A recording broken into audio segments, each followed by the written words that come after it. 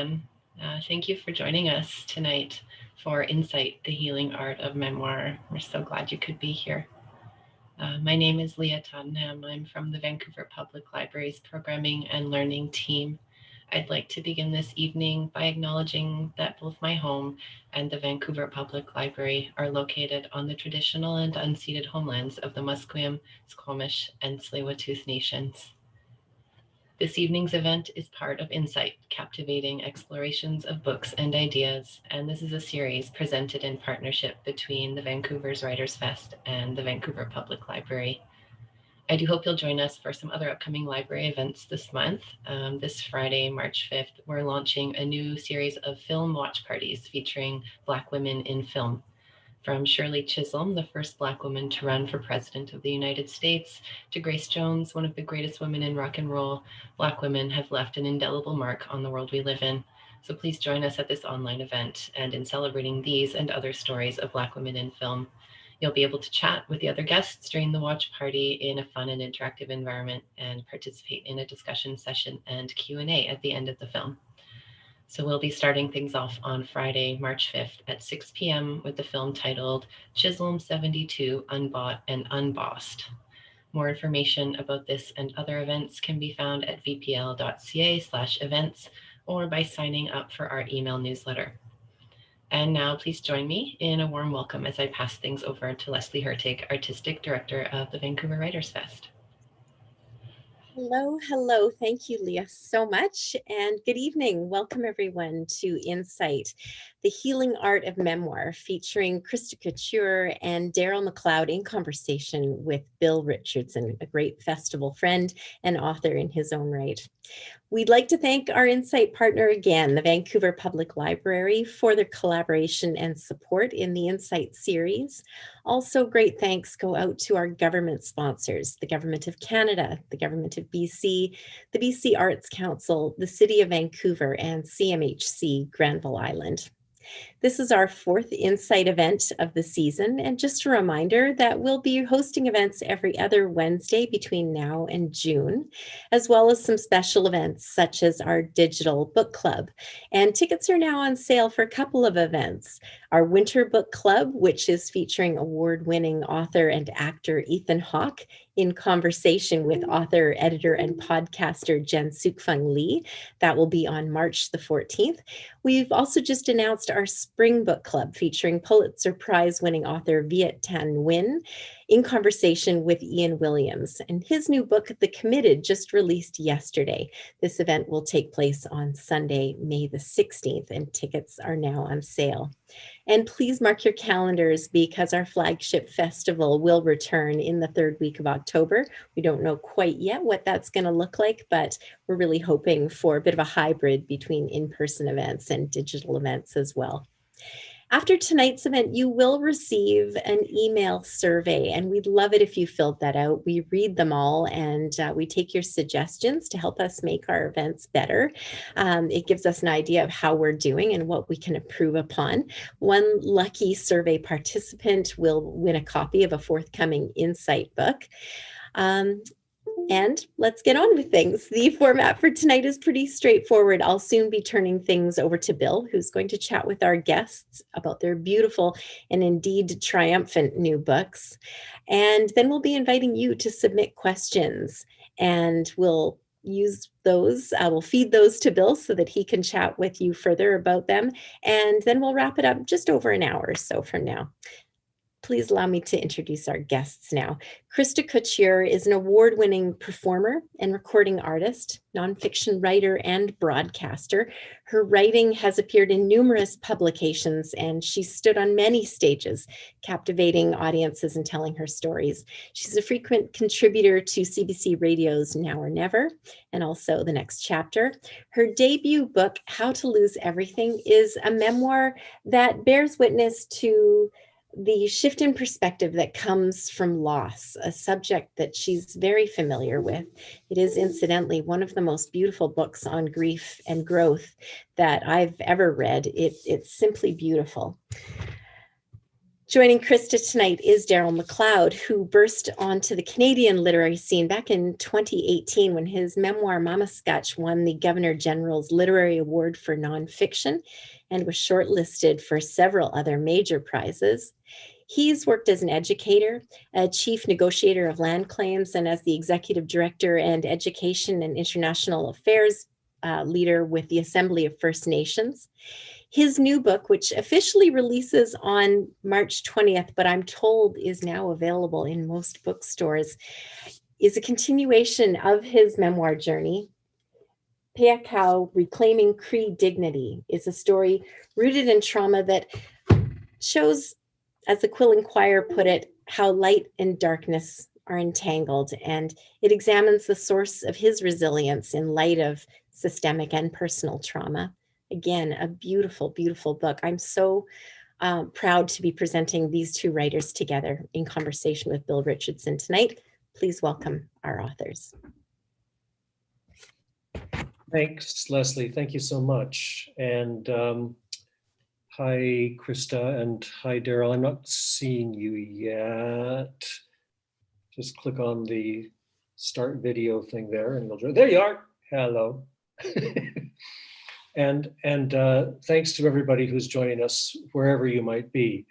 Darrel, I know, is in Puerto Vallarta, and Christa joins us from Toronto. So we have 3 different time zones represented here.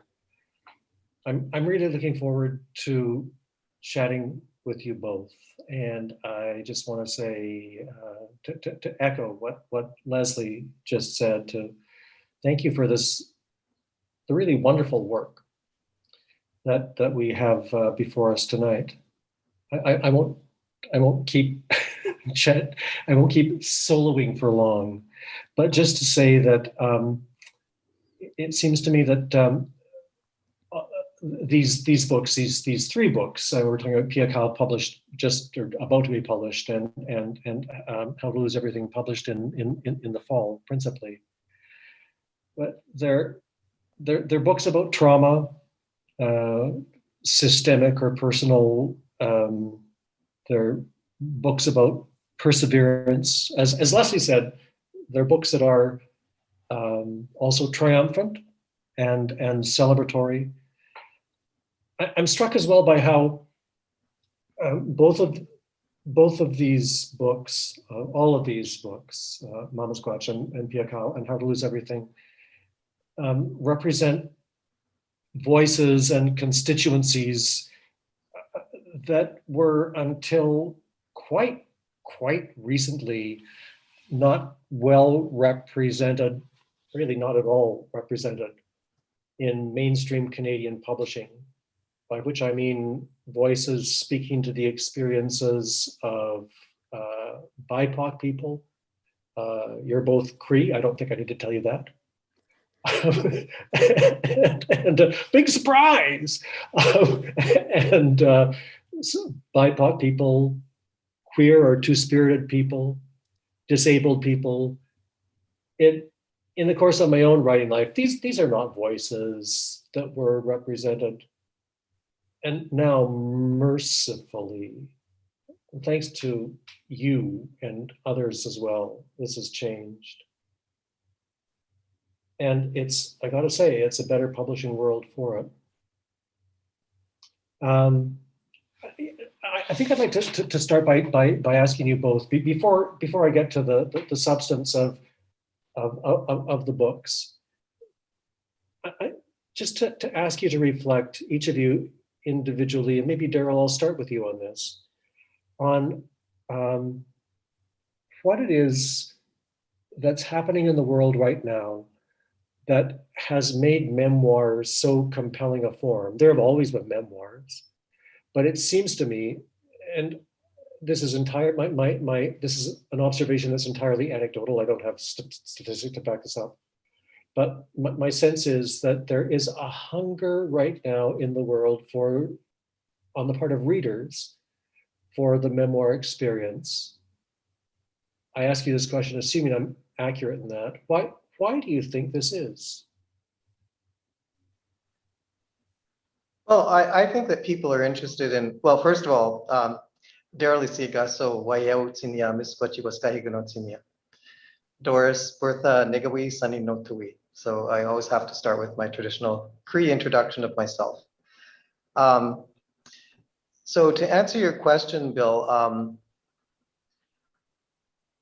my thoughts, I mean, you didn't give us the questions in advance, so I'm winging it a bit, but I have some thoughts on that. When I went to write Mama Scotch, I devoured as many memoirs as I could get my hands on. And I read them quickly, and all kinds of memoir, Eat, Pray, Love. I read Martin Amos's book, like Nadiev's memoir, sort of a family story, and on and on. I just devoured as many as I could.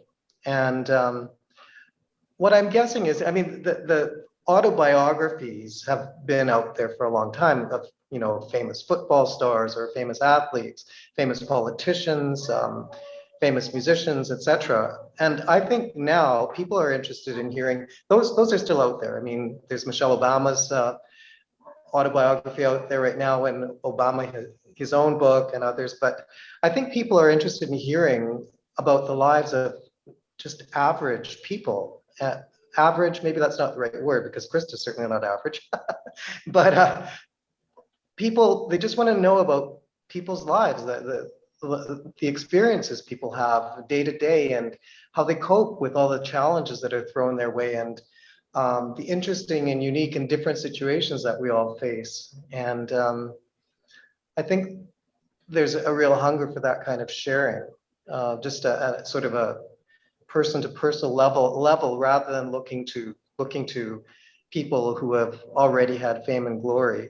In fact, it was quite funny when I would tell people that I was writing a memoir. They'd say, "Well, were you some kind of an athlete, or were you a jock, or were you a celebrated musician or something?" And I say, "No, I was just me, but I have a story to tell, and I'm pretty sure a lot of people are going to want to hear it." And although I didn't write it because I thought a lot of people wanted to hear it, I wrote it because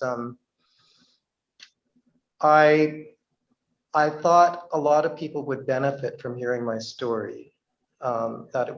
As I said in the preface to Pia Gaur in the acknowledgements, that an elder named Catherine Bird, after hearing parts of my story, said to me, she lectured me, she had her big index finger there, and she said, and she had big hands because she was a moose hunter. She raised 11 kids on her own. And she said to me, "Darrel, you have to get those stories out there. They'll help people someday." And I think hearing other people's stories are helping. Certainly all the memoirs that I read helped me in different ways. Thank you, Darrel. Thanks. And for the introduction as well. I think probably I should have given you a chance to introduce yourselves to each other. I don't know, Christa, have you got anything that you want to say by way of introduction to Darrel? Good to meet you, Christa. It's an honor to be on honor this to panel. meet you. Yeah.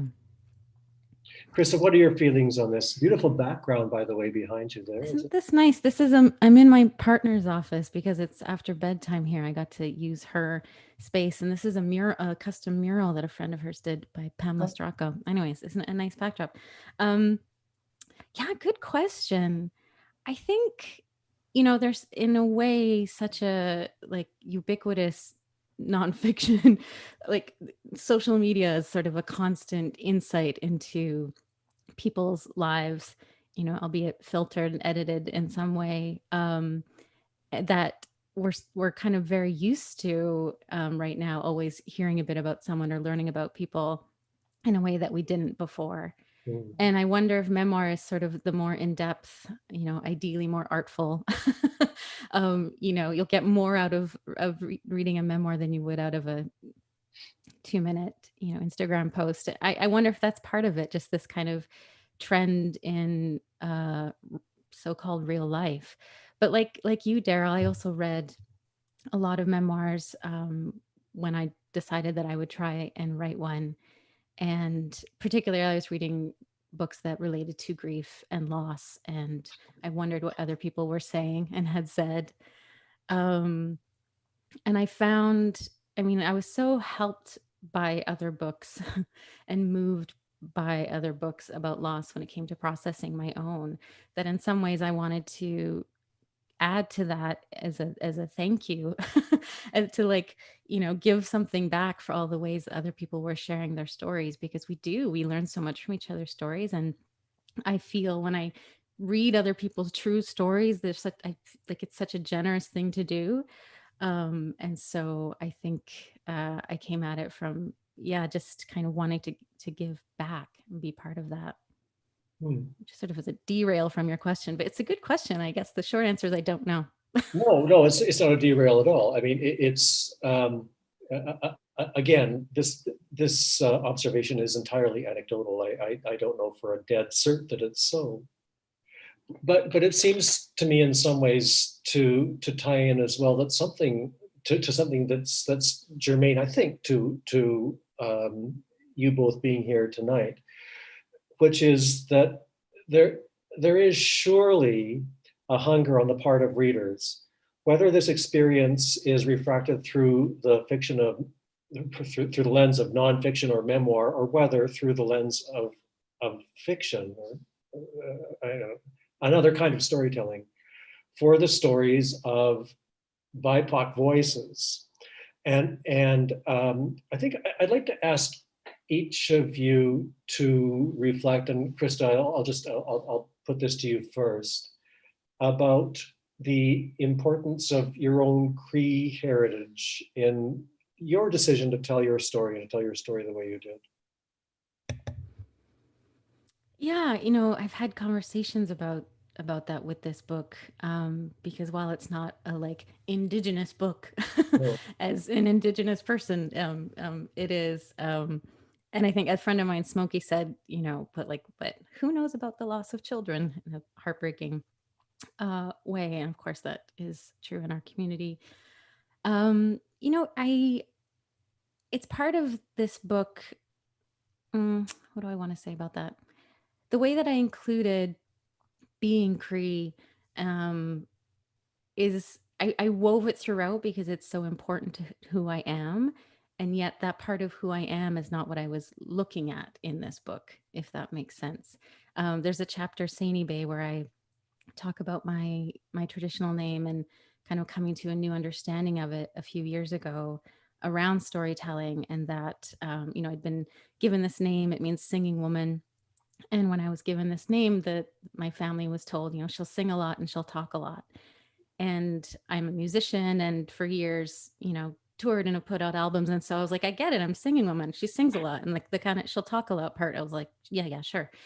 And then kind of through writing this book and starting to do more like speaking and those kinds of events and that kind of work, I realized it's still being singing woman. It's still part of that gift and that responsibility to share my story. And so I think in that sense, this book is very much part of my Cree culture. Do you remember being given the name? No, I was 2. I mean, it's a great story. I heard it over and over growing up. And that was the story. People always say, like, when parents use your middle name, that's when you're in trouble. So like Christa Faye, right? So Christa Faye, that's like the daily use or the in trouble use. But Saini Bay is, when I was loved. Not that they ever stopped loving my wonderful family. But that story and that name always came with the like, we see you, we love you, this is who you are. So I feel like I remember it just because that story was told so many times.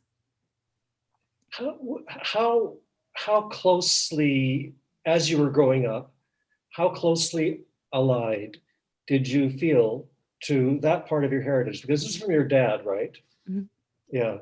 So what was it always part of day-to-day life? I know your parents split up at a given point, and that would have changed that, no doubt. But as you were a young person, was it part of the everyday, or was it something that was, I don't know, trotted out on special occasions? It was part of the everyday in a way that I took it for granted, and in some way, there's a blessing in that. I mean, there was, ceremony, and I had to like sit through certain ceremonies and kind of roll my eyes sometimes as a little kid. But now, I mean, I'm so grateful that was granted, that was there.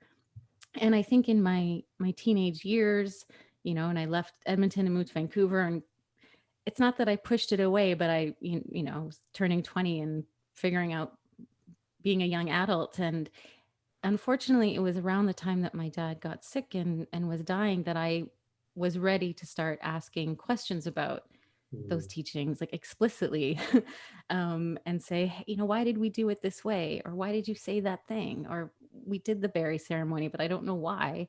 Like, it was yummy. I liked the berries, but like there was so much about it I didn't know. And I missed the opportunity to learn more directly from him. But I feel very grateful that it was always present, as was my mom's culture. I mean, she's Scandinavian. And so there was, lots of stories of where my grandparents in New Norway grew up, and lefse and goat cheese and things. So, but as far as kind of our rituals and our spiritual practice, it was very present. Was there ever shame attached? No, I mean, when I say that out loud, I'm like, how is that possible? I'm aware of the culture, country that I live in.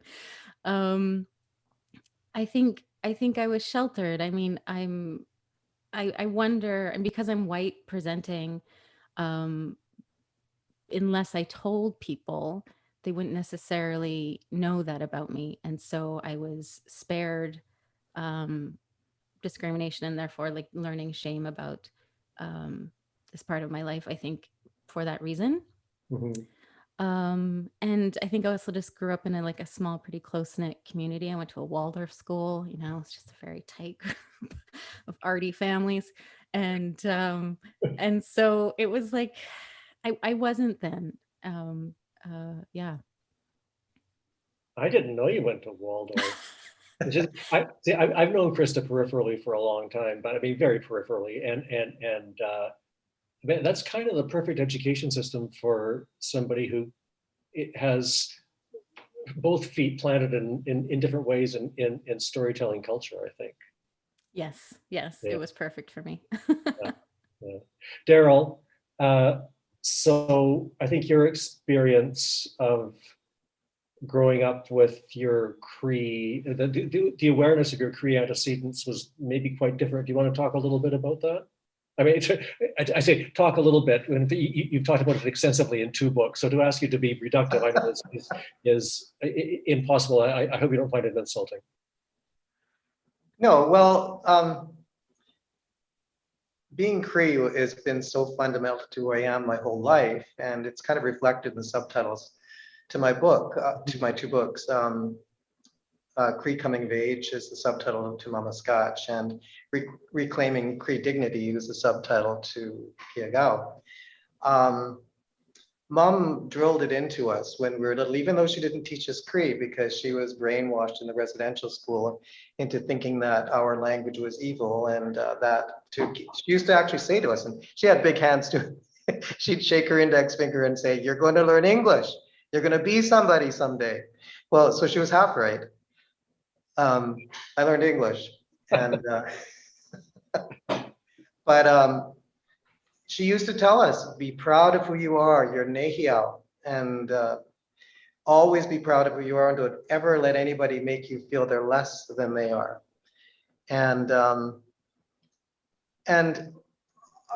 people, I had many mentors along the way, good friends and mentors, and 2 of my mentors were French professors at university, and they took me under their wing, and I used to have dinner with them quite often and drink red wine and speak French. It's a good way to learn French, by the way. And after hearing snippets of my story, they said to me, you have to someday write a book, because nobody else is going to tell this part of Canadian history. It's a unique story that only you can tell.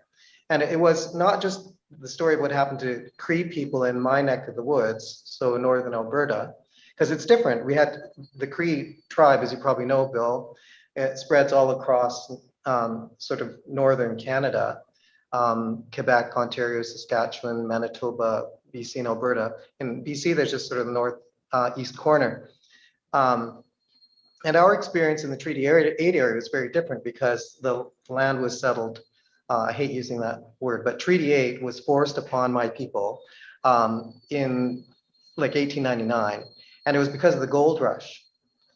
And so our experience was very different than Cree people in other part of the country, different than other Indigenous people across Canada, different than Indigenous people in the United States and in the Americas and in other parts of the world.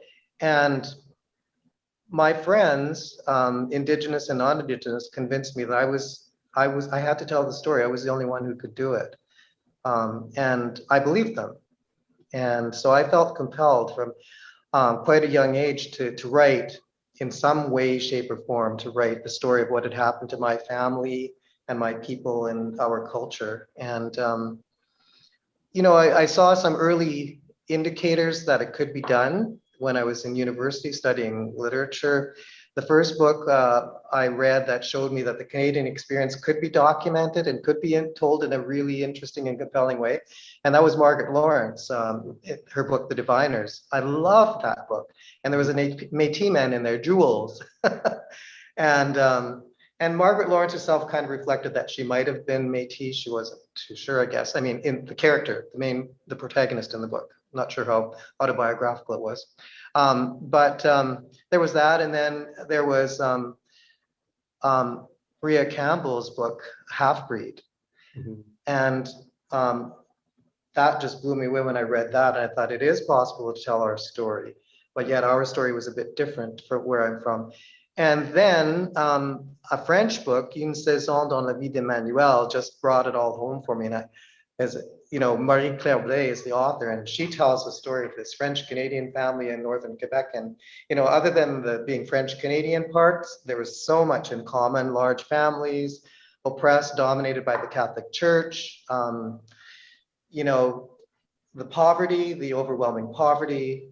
And I've had that book for over 30 years, and I still read it about every second year. I'm studying it. I'm actually melding pieces of it into a novel that I'm writing right now. But those books sort of showed me that it is possible to be, and I say it is possible, it may sound ludicrous to younger people, me saying that it's possible to tell the Canadian experience or elements of the Canadian experience in an interesting and compelling way. But when I was growing up, all of our literature was based on the United States experience. You know, Dick, Spot, and Jane, and the American family, white middle class, and you had to, I mean, we just weren't exposed to literature about Canada. So I'm pleased that I was able to contribute to the growing base of literature. And being Cree is fundamental to it. I mean, it's such an integral part of who I am. My mom was full-blooded Cree. My dad was Métis, so a mix of French, Scottish, and Cree. And I'm very proud of that heritage too. And we didn't have as much to do with my dad's family because he died quite young when I was still in my mother's womb. But proud of that heritage too. And I wish I had more connections with the Métis community. But I also want the world to know how beautiful it is, like as a culture, and what incredible people we are. I mean, look at Christa. There's so many coming out. There's Billy Ray Belcourt. There's so many musicians, visual artists, authors. It's just an explosion. And it isn't just with the Cree community, it's with the Indigenous community in general. I like to say there's a revolution happening in the arts with Indigenous people, and it's just fantastic. Sorry, long-winded answer to your question, but there you go. Well, no, it was a question that deserved a full answer, and thank you for giving it. But one thing that's so interesting about Piakau, I should say, is that it is not entirely, but in part, it's the story of a career in part in federal civil service as a land claims negotiator. It's also in part your story of working for the Assembly of First Nations in international relations. And it was striking to me reading it because a lot of the artistic production, I think this is true, a lot of the artistic production, this great flourishing of artistic production that we're seeing from First Nations people now, so long delayed and now blossoming, and for which there's an incredible hunger. It is about, in its own way, it's about art or it's about tradition. But you were writing about career, and that's quite different. It seemed to me. I hadn't. This is a voice that I hadn't heard before. I was very interested to read it. Can I just ask you, Darrel, because you went to UBC, you studied French, you've learned Spanish, you live, I think, half the year in Mexico. But what's your degree of fluency in Cree? I'd say I grew up hearing it. Everybody at home spoke it. But I would say I've been struggling to learn it for a long time. I got the pronunciation down. I have a reasonable vocabulary. I can follow the gist of a conversation. I can have basic conversation with elders and stuff. But I'm determined I'm going to be fluent before I die. Yeah. And some of my friends are saying, well, you better hurry up, buddy. Well, it's fantastic. What are the particular challenges of Cree as a language, I mean? The biggest challenge is that it's hard to find people to engage in speaking the language. I mean, I would be fluent now if I had as much, if there was much of accessibility to Cree language instruction as there was to French and Spanish. You know, I became fluent. I started studying French late, like for most learners. I started learning French seriously when I was like 22. And most people are saying, oh, you're not going to become fluent, or if you do, you won't speak it very well. Well, I speak it very, very well, and I am fluent. And the same with Spanish. If I'd had the exposure to Cree that I've had to either Spanish or English, I would be completely and totally fluent and conversant, and very happy about that. Yeah. I mean, I was reflecting on this and thinking that language is essentially, it's all I've got. I just can't imagine.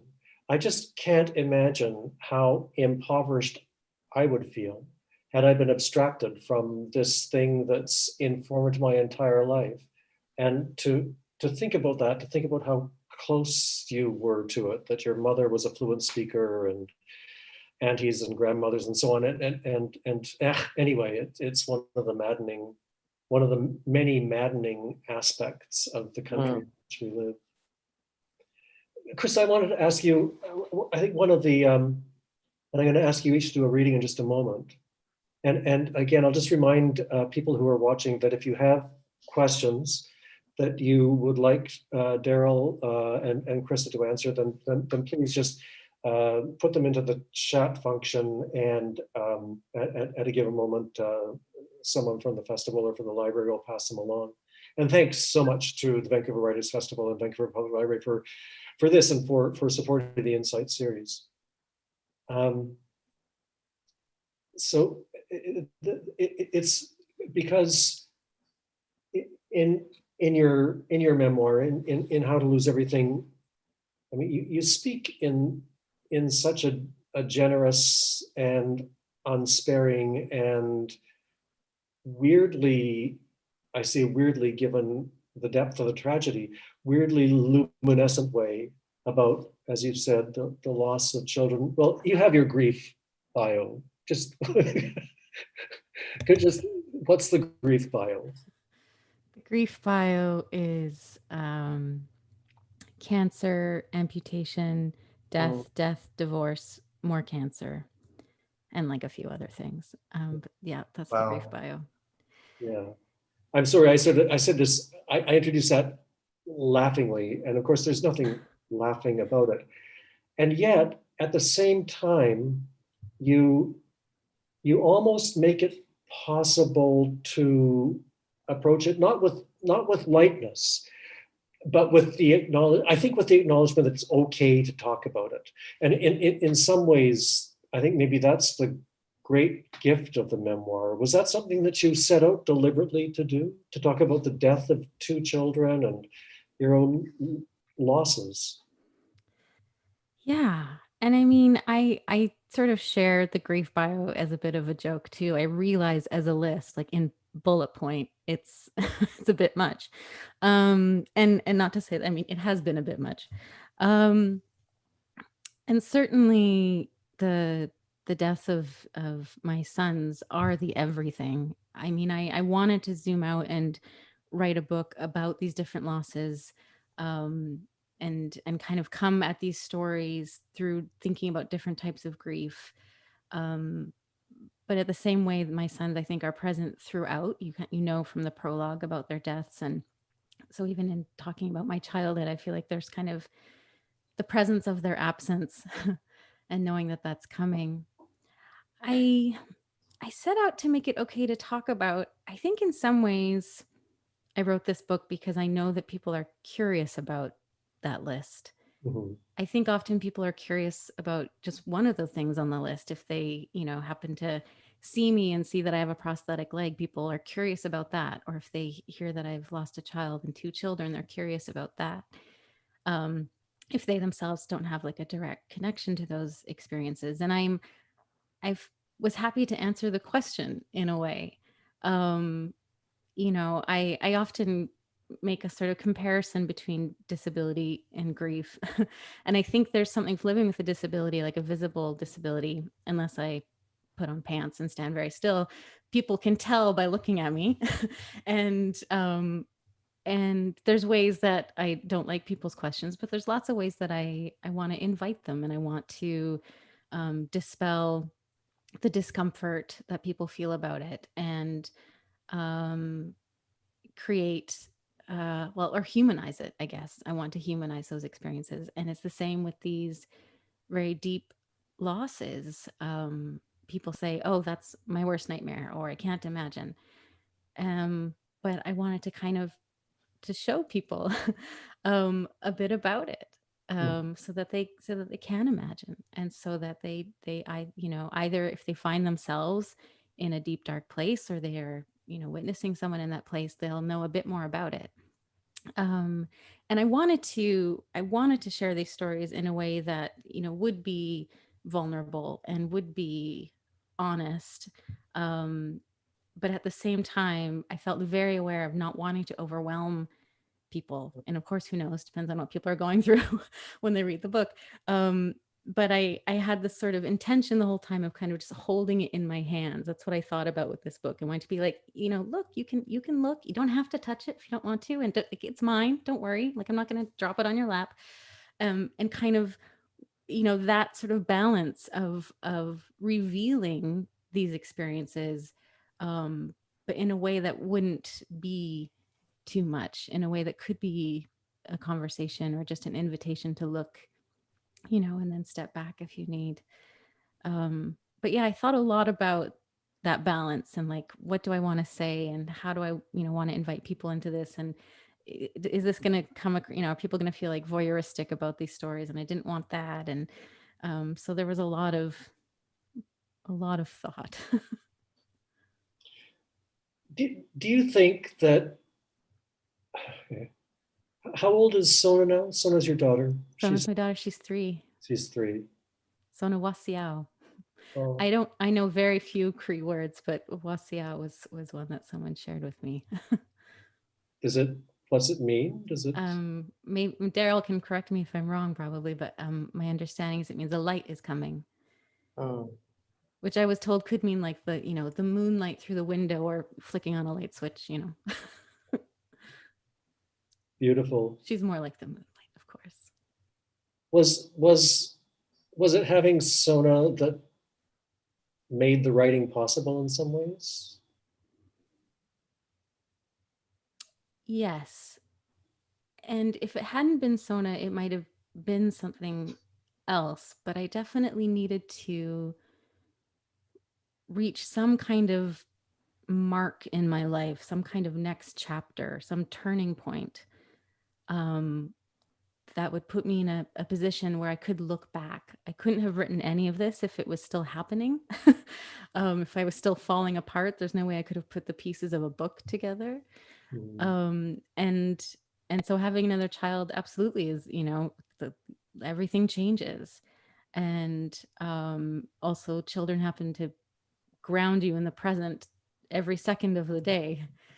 So it was always very easy to come back, if I'm, working away and writing on this. And step out of my room and see her again, and it would just bring me right back into the present, which for me in sometimes writing these stories and revisiting these experiences, I would need to step back and say, okay, wait, what year is it? What day is it? Like, oh, right, these are memories, these are stories now. But I think too, I mean, bless her, she sort of gave me the ending. I mean, she's not in the book. I'm pregnant at the time that the book ends, but I think it also gave a sense of, I'm very careful with the word hope, because bless, so many people overuse it. And I think I've been on the receiving end of so many people wanting to be, but there's always hope, Christa, just hold on to hope. And I've a complicated relationship with it. But I think as far as the book and as far as Sona, you know, even giving her the name Wasiao and a light coming in, I mean, she brought so much hope into my life. And even to being open to parenting, I had to be hopeful. I had to think that there could be a future, that there could be beauty and joy in my future. I mean, that's, to me, being open to having a child is thinking, okay, this, you know, there might be this blessing.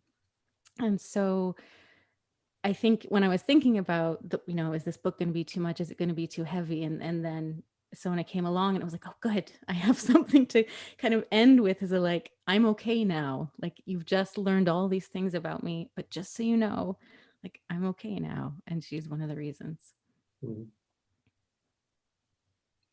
It's fantastic. You know, before we got up and going, I was talking to Christa about the last time I saw her in person. There's none of us sees anyone in person anymore, but back in 2013, this was still happening. I was living in Winnipeg and dealing with a difficult family matter, and Christa was traveling doing the singer-songwriter tour.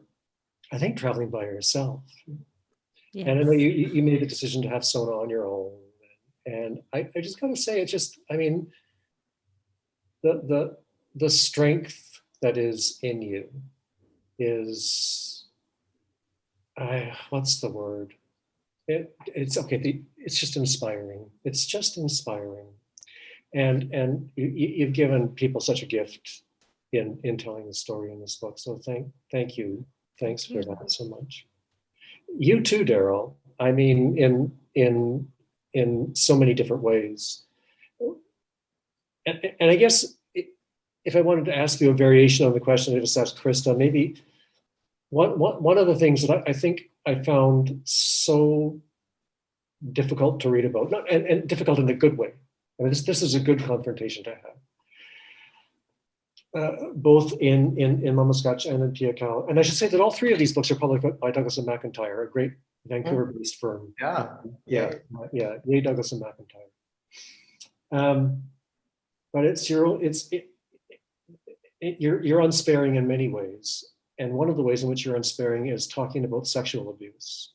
And I just wanted to ask you a little bit about, again, to ask a little bit about something that's so huge in a life is unfair and unrealistic. But what was it like for you to, in this kind of formalized way, to set down on a page, to come to terms as much as you can with something like that shaped you in some ways, I think, as I understand it? Well, I think I was able to do it the way I did in such, a lot of people say in a raw way, and even a bit of a graphic way, was that I had enough distance from it. It, you know, happened to me as a child, and I've done a lot of work. You know, I've been to therapy, a lot of healing sessions, to ceremonies, to counseling, psychiatrists, Kundalini yoga, meditation, and all those things have kind of given me the strength to put it in perspective, to understand it and manage it, and to accept, you know, the damage that it's done to me. And part of the reason I wanted to write about it the way I did, in detail and in a raw way, was, and even the way sexuality is portrayed in, that was in Mamaskatch, but in Piakau, the sexuality sort of, you get to see the long-term impact of the abuse, and as sort of a sexual addiction. And I did, I don't want to shy from any of that, away from any of that stuff. We're all flawed. We're all damaged in different ways. And we're also all oppressed by the dominant culture and religion and morals and values around us, even if we don't think we are. We live in a world that's dominated by the Judeo-Christian mentality. Other religions are making their inroads now, but and we're really impacted by it. And I just wanted to tell the world that in the Cree worldview, sex wasn't dirty or anything to be ashamed of, and neither are our bodies. We didn't have the concept of the original sin, and the original sin, in my view, and I don't want to offend anybody if it's their solid belief, but in my personal view, it's, I'm going to say it crudely, it's bullshit. And none of us are evil or bad, and we don't come into this world with sin or anything bad. And so I just wanted to put all of this stuff out in the open. There is, what's done in the dark will come into the light. I think that's a pretty fundamental principle. And I just wanted to shine light on everything that happened to me and then the long-term results. And I wanted to hopefully give people freedom, people that have been carrying around shame and guilt about their own, personal issues, perhaps related to sexuality or largely related to sexuality, and just drop all the shame, deal with the issues, pick up the pieces, and make the best possible life you can for yourself. Thank you. Thank you. It's a powerful message for sure. I am just looking at the time and thinking we've got about 20 minutes left. I'd like to be able to hear each of you read. And Christa, maybe can I ask you to set up what you'd like to read? Sure. Sure. By the way, I should say while you're doing that, you're about to publish in the States. I think that's the US publication dates like next week, right? Yes, the 9th.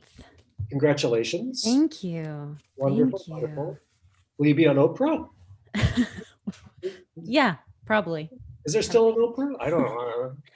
Oh yeah, she's talking to the Duchess. That's right. Yeah. Yeah, maybe that's why I didn't hear back. We'll see.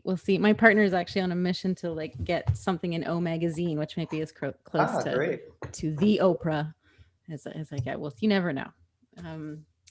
All right, I'm going to read. Gosh, what am I? Oh, there we go. Just a short excerpt from the prologue, which is called "These Are My Children," and I kind of mentioned this section already. It was a way of letting people know what's coming. I think in some ways because if the loss of children was going to be too much for a reader, it was like, now you can close it now. you can come back to it later. Yeah. But also just as a way to hold them present. So, okay. You have 2 children? She asked. It was 2011 and we'd only just met. Our mutual friend, the connection between us, sat next to me, and I felt her discomfort immediately. I knew in that moment the woman asking had read my bio online, the bit about after a 2-year hiatus to have her second child, the bit that gave an incomplete description of why I stopped performing for a while. My friend glanced nervously between us, and the woman was becoming awkward, unsure. The friend decided to answer for me. No, she drew it out. A firm line, a tone to change the subject. I understood she wanted to protect me, but I could answer for myself.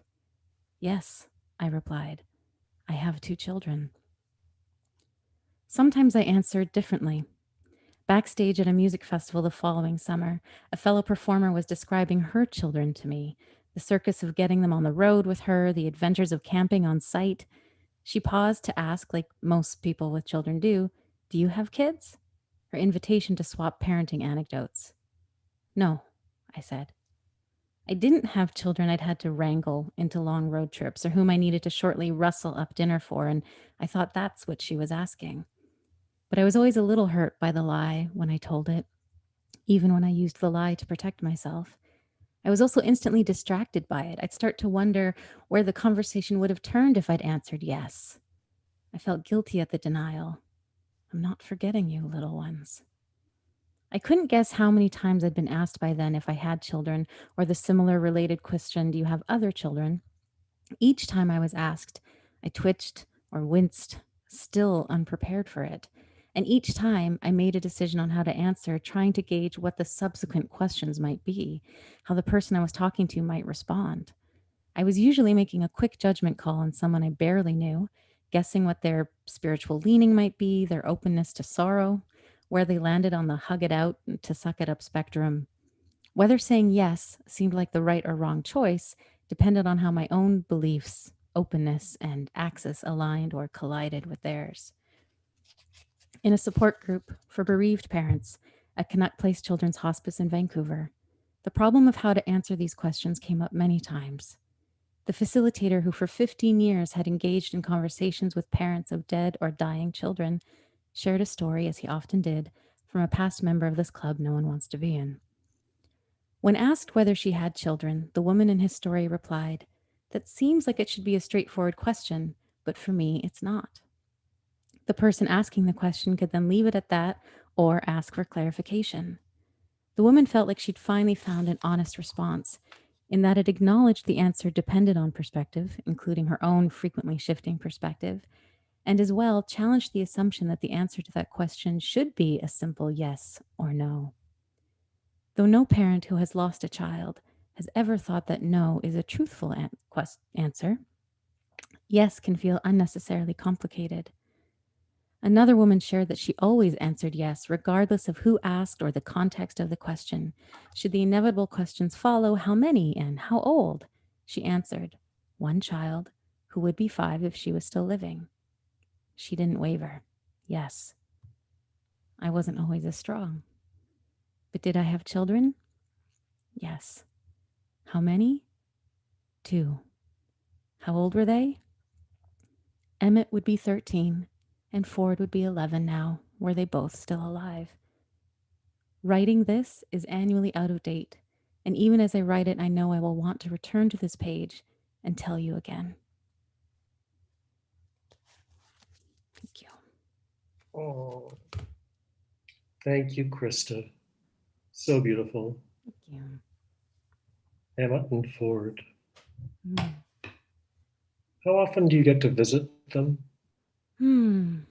Their ashes are in Vancouver Mhm. at, gosh, what's it called? It's on Fraser, Mount Pleasant. See, Yeah. this like tells you how long how often I get to visit. Mountain View Cemetery. Yes, Mountain View. There you go. It's like mountain something. Mhm. Whenever I'm in Vancouver, I mean, I had planned to be there a year ago, but of course had to cancel. And it's one of the things I miss most about the city is getting to be close to that spot. Mhm. But I know that it's there and I can easily picture it. I've had some FaceTime calls with that spot Hmm. through friends, and that helps. Yeah. No, Darrel writes often in both the books about ceremony and about your own awareness, Darrel, of your ancestors around you. And I'm going to come to your reading in just a moment, but Christa, I just want to ask you whether or not this is connected to a sense of pre-spirituality. Is that, do you carry that sense with you about the boys, Ford and Emmett, just being their presences? I do, in that my experience of both their deaths were that in a way that I kind of absorbed them. I was so aware of the breaths that I took after they died. I mean, for anyone who's been with someone as they died, or even a cat, or it's like you can feel it in the room the moment a spirit is gone, the moment that a body stops breathing. It's so I don't even know what the word is. It's big. It's so noticeable.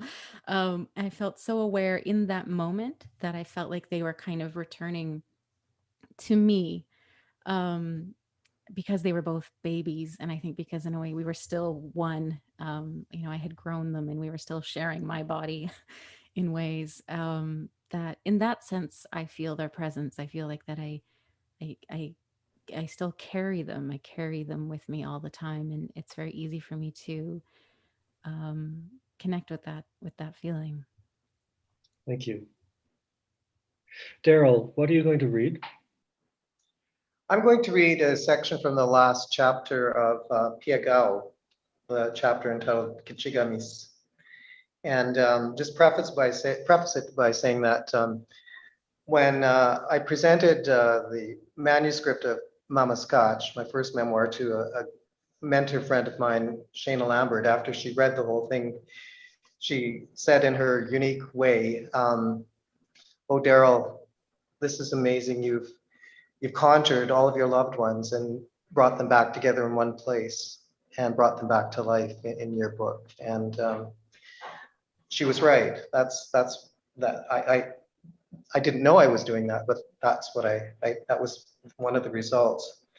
But in Piagao, I didn't have to do much conjuring. The precious family members of several generations came alive in my world, and in part through powerful dreams. There was no effort required on my part to conjure them. So I'm going to read you a section from the last chapter because it's based on a couple of these dreams.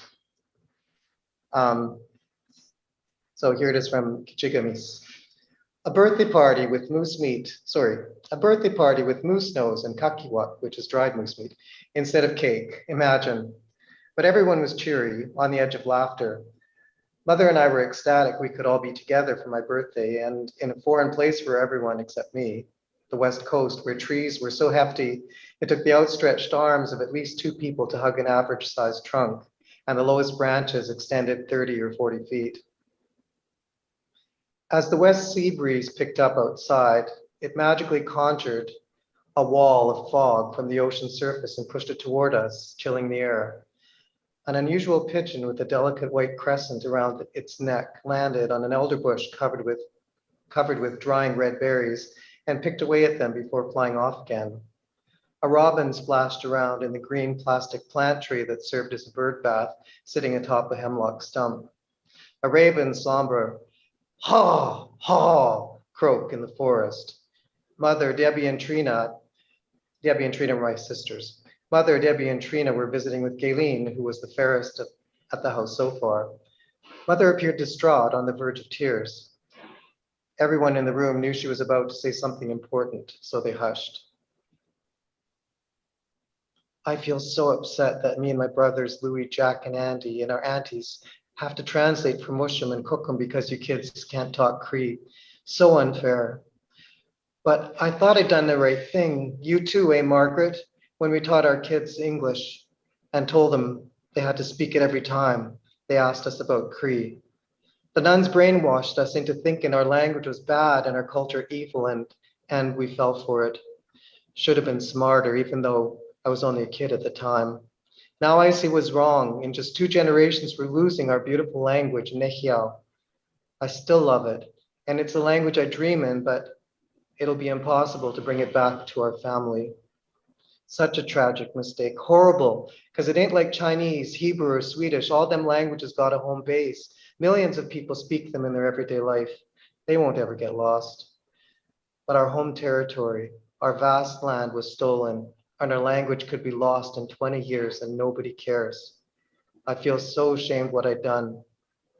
Darrel and Trina speak some, but Debbie's kids and grandkids don't speak a word. 2 generations and it's lost. Hurts so much to see that you kids can't talk with your Mushum and Cookham the way I'd done with my whole life. We've always been close. How can you get close to a person if you can't even share a simple conversation or have some cultural things in common? Oh, boss, so squats, Mother moaned as she left the room. I went after her. Mom, it's not your fault. They punished you. It was more like torture for a 7-year-old. They fed you bread and water for 2 days for speaking Cree. Someone had moved the yellow cedar ceremonial rattle carved in the shape of an eagle's head that usually sat on the brick shelf over the wood stove. Likely Mushum. Where had he put it? How can you ever forgive me, son? We were separated by this barrier language our whole lives. Now I see it so clearly. You can't even talk to Mushum and Cookham. Hurts so much to see the longing in your eyes to speak with them. Go deep, and you can't. Mosham joined us and put his arm around Mother's shoulder. Mate poni mato and dance. Don't worry, be happy, he said. Mother glanced at him and forced a smile. Mosham was right. What was the point in worrying? More important to pray. Thank you. Thanks very much. Beautiful. We have a couple of questions. I should say that Darrel was reading from Piakal, which is just being published. Leslie Hurtig had said, I think March 20th is the official pub date, but it's probably available in stores now. Both Piakal and Mama Scotch and How to Lose Everything by Christa Couture, published by Douglas and McIntyre. So just looking at the questions that have come in, here's one. From I don't know if the name is Jaime or Jamie, one or the other, I think. And the question is, when writing about grief, loss, or trauma, do you ever reach a point when you feel that you can't write anymore because it forces you to relive those memories? So essentially a question about kind of self-triggering. Christa? Yeah. I think for me, when I was writing, when I would bump into that, first of all, I knew it was a time to stop writing and do what I needed to do to ground myself or get supports. I mean, like Darrel, I've been privileged and supported with therapy and all kinds of help from in every way. People have literally picked me up and carried me. And so in writing this book, I was able to draw on the things that I've learned and practiced so that I wasn't re-traumatized. And I knew how to stop that from happening in the process of writing. And it kind of, like I was saying earlier, I couldn't have written this, probably any sooner in my life. I needed to be in a place where I could look back on it. And that was part of it. I needed to be able to revisit these stories in a way that might, hurt and might, I might have a cry, but that wouldn't be too much for me. I didn't want to do that. But for sure, it involved a lot of checking in with myself and being gentle with myself. Thank you, Christa. And Darrel? Well, I have the type of personality where I'll just keep on slogging, even if it's tough. But I learned, I don't know, many years ago that when I'm getting set up for something that's emotionally challenging, to prepare myself. And so I would do that. When I was going to be writing a difficult section, I would play my favorite music, this beautiful music by a French opera named Emma Chaplin. And that music just carries me. It's carried me for 20 years and it still does. Or I'll put on music by Snot Kaur. It's music from, that's often used in Kundalini Yoga. So I have beautiful music to support me in advance of me actually writing. And I set sort of time limits for myself, and I make sure that I have a plan that afterwards I'm going to go to a close friend's house for a nice dinner, or go for a nice walk, or go for a good run. I found ways to protect myself and make sure that I was going to be okay. And there are angels that help as well. And one of those angels was a dog, a neighbor's dog. I like to say I got canonized in Puerto Vallarta when I was writing Mama Scotch. The neighbor's dog just adopted me, and she would come and sit at the doorway to my place, and I'd be working at the kitchen table frantically, and she could sense when things were getting really tense, and she'd sneak in, because she wasn't supposed to come into my house. She'd sneak in and bump my elbow with her wet nose, and I'd jump. And then it became a little game, because she'd make me jump, and I'd say, "What are you doing here? Who let you into my house?" And then she'd just say, "Come and play, relax, buddy, come and play, get real, ground yourself again." It was beautiful. So the universe looks out for me, and but it's also for anybody who's thinking of writing difficult stories about your life, or even if they're fiction. I would strongly suggest you make a plan to take care of yourself before you start sessions of writing when you suspect they're going to be difficult? I'm making an executive decision at this point because I am empowered to do so. And I should say to people who are watching, again, first of all, again, I thank you so very, very much. It's wonderful that you've chosen to spend this time with us. But when I was chatting very briefly with Darrel and Christa a day or two ago about this session, because they are, after all, both singers. I don't, Christa has, I think it's 7 CDs you've got out now. Wow. 7 albums, yeah. 7 albums, yeah, it's fantastic. And Darrel as well, we haven't spoken much about this, but a very accomplished musician. And I asked them, well, how'd you like to sing? And Christa made the point that owing to circumstances, she can't late at night sing. Neighbors get disturbed, and there is, after all, a baby asleep. Hopefully. Darrel said that he might. So Darrel, this is me in Vancouver putting you in beautiful Puerto Vallarta on the spot. Great. Would you? Sure. My theme song right now is a song called Blue Skies. And I asked that for being my theme song at the Jazz Cabaret at the Whistler Writers Festival a couple of years ago. And so it's become my theme song, and for who knows how long. So sure, I'll give it a shot. Blue skies smiling at me, nothing but blue skies do I see. Bluebirds singing a song, nothing but bluebirds all day long. Never saw the sun shining so bright, never saw things looking so right.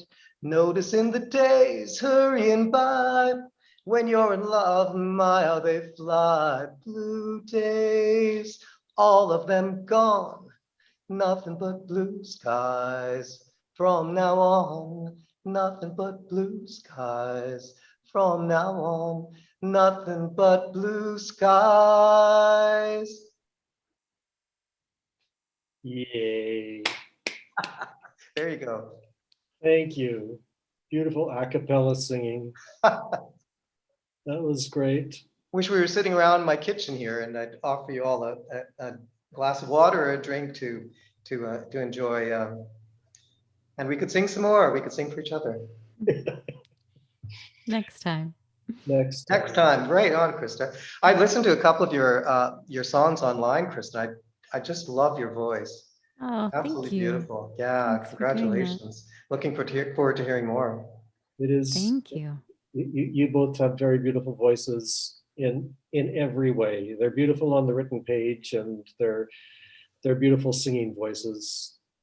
You've been very generous, both of you, to take this time and to speak so openly. I know that there's so much more that we could have said about your work, but the nature of these sessions, our time is limited, and we can only say what we can say.